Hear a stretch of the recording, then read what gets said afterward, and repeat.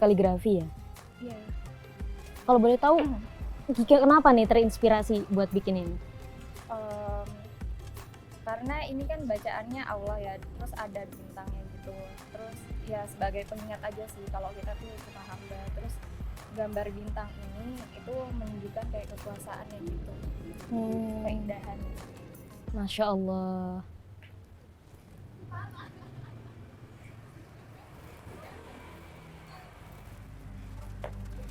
Bismillahirrahmanirrahim. Assalamualaikum warahmatullahi wabarakatuh.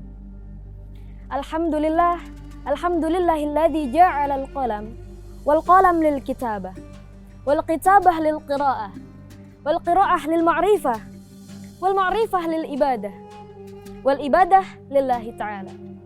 Assalatu wassalamu ala sayyidil mursalin wa khatamin nabiyyin wa huwa sayyiduna Muhammadin wa ala alihi wa ashabihi wa man tabi'ahum bi ihsani ila yaumiddin. Amma ba'du. Dewan juri yang terhormat dan juga teman-teman yang sedang mendengarkan, semoga Allah senantiasa memberikan kita keberkahan dan kemudahan dalam menghadapi urusan baik dunia maupun akhirat. Segala puji bagi Allah Azza wa Jal, Tuhan yang maha wujud, Tuhan yang maha ada saat kata ada itu belum ada, bahkan tetap ada saat kata ada itu telah tiada. Salawat teriring salam kepada baginda alam Nabi besar Muhammad SAW yang telah membawa kita dari zamannya manusia yang tidak beradab menuju manusia yang insan ulil albab. Allahumma sholli ala Sayyidina Muhammad. Dengan penuh harap semoga senantiasa Allah bisa menjadikan kita umatnya dan bisa mendapatkan syafaatul uzza fi yaumil akhir. Amin amin ya rabbal alamin. Kata pepatah, tak kenal maka tak sayang. Oleh karena itu, kenalan dulu dong biar makin sayang. Perkenalkan, nama saya Nidia Ayuning Tias, mahasiswa psikologi Universitas Islam Indonesia. Akan tetapi, apakah menjadi mahasiswa menjadikan saya boleh untuk berlaku sombong? Apakah menjadi mahasiswa membolehkan saya merendahkan teman-teman yang lain yang belum bisa berkesempatan untuk kuliah? Hal ini tentunya tidak hanya menjadi pengingat bagi saya, tapi juga reminder bagi kita semua, para mahasiswa dan kalangan akademisi yang Allah berikan amanah untuk merasakan lebih dulu nikmatnya ilmu pengetahuan daripada teman-teman yang lain. Maka tidak pantas bagi kita untuk berlaku sombong. Sejatinya kita hanyalah manusia, terbuat dari tanah, kelak kembali ke tanah. Lantas mengapa kita pantas berlaku seperti langit? Padahal di atas langit masih ada langit. Dan bahkan di atas langit yang paling tinggi masih ada zat yang maha tinggi, Allah Subhanahu wa Ta'ala. Maka tidak pantas bagi siapapun untuk sombong kecuali zatnya Allah Subhanahu wa Ta'ala.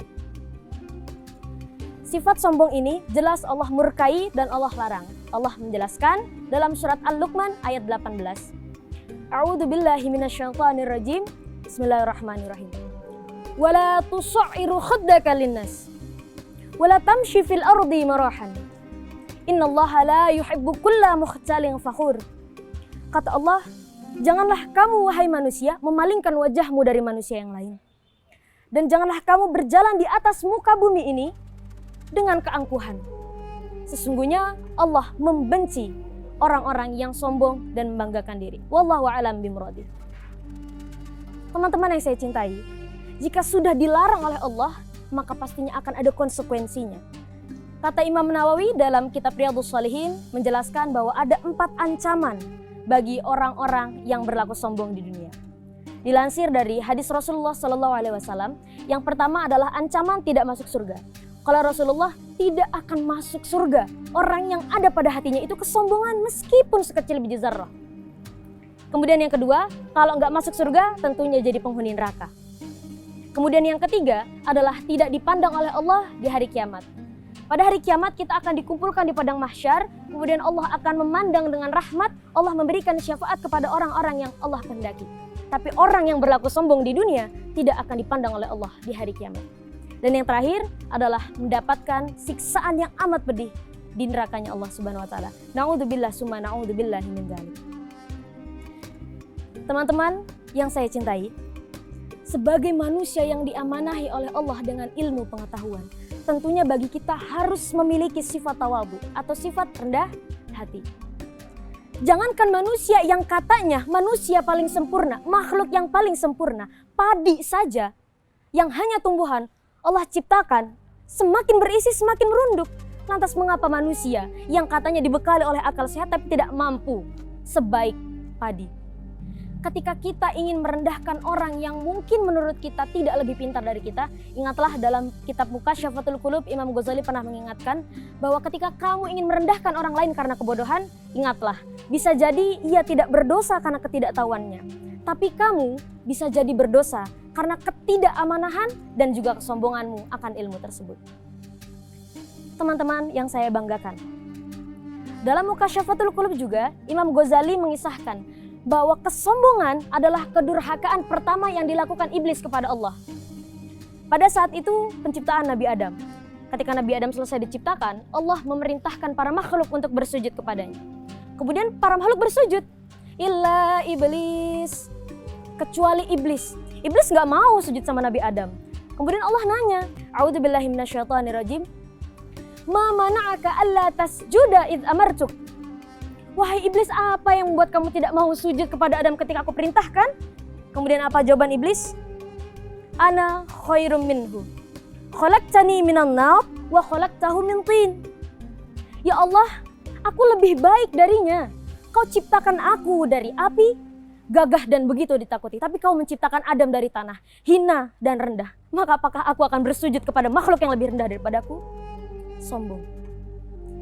Kesombongan inilah yang pada akhirnya membuat setan, membuat iblis itu didepak dari surga, di DO dari surga. Nggak pakai SP1, SP2, SP3, langsung di DO dari surga.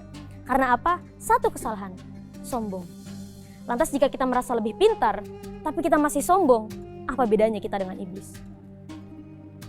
Teman-teman yang saya banggakan, dalam psikologi kita mengenal teori Dunning-Kruger effect, atau sebuah kesalahan kognitif atau kekeliruan metakognitif yang ada pada kita ketika kita salah mengukur standar kompetensi dalam diri kita. Oh, saya sudah mampu, saya sudah pintar, kayaknya saya cocok nih langsung jadi influencer. Nah, padahal sebenarnya ilmu yang kita dapatkan hanya bagian kecil daripada besarnya ilmu yang Allah miliki. Terus apa batasannya biar bisa saya jadi orang pintar? Apa batasannya saya bisa menjadi pakar, bisa menjadi orang yang mahir? Tidak ada batasan. Ilmu Allah sebegitu luasnya.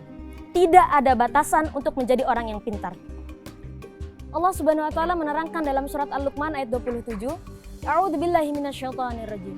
Walau anna ma fil ardi min syajaratin aqlam wal bahru yamuddu min ba'dihi sab'atun abhur.